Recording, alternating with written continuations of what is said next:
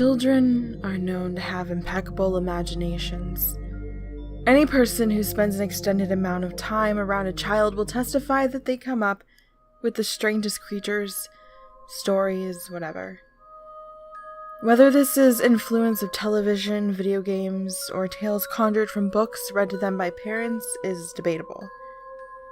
The facts are sometimes the things children come up with are a little more than natural, and definitely not on the level of innocence one would expect from a kid, or so it would seem. Paranormal supporters often claim that children's larger scope of imagination and acceptance of things that they cannot rationalize as anything other than normal make them perfect hosts for sightings of ghosts and other entities not of the known world. That's why when 3-year-old Ruby shared the story of her imaginary friend Grateful, adults were quick to point out that the fictional teenage mother was probably more than a little imaginary.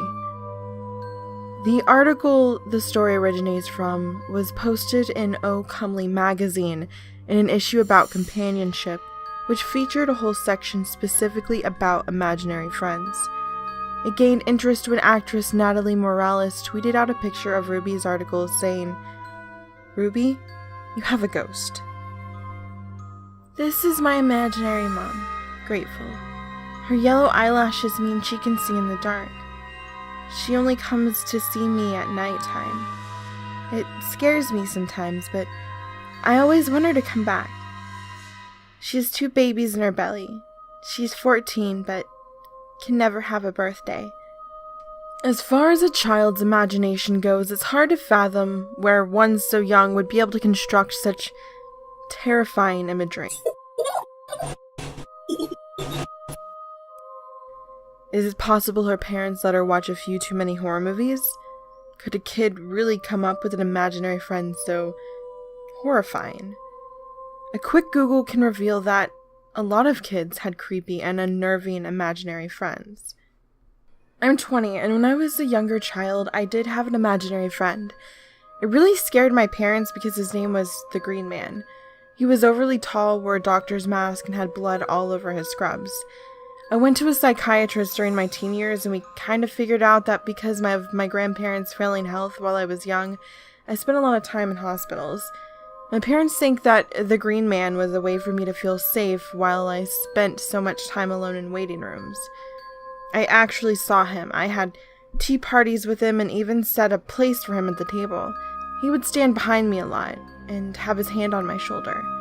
My parents fought for a long time, telling me he wasn't real, but they finally just conceded to the fact that their child was weird.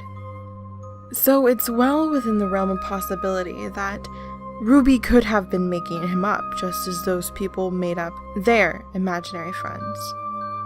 Still, Ruby's description of 14 but can never have a birthday stands out from a child coping with hospital visits by befriending an invisible doctor. It's a perfect storm of puzzle pieces that highlights the general idea of a ghost that just makes it so hard to shake. So what do you think? Is Ruby's imaginary friend Grateful just that, an imaginary friend of a junior Stephen King? Is it the spirit of a deceased teenager clinging to a little girl for companionship? Or is it something else? Let me know what you think in the comments below. For now though, I'm a Night Siren, and I will see you guys next time.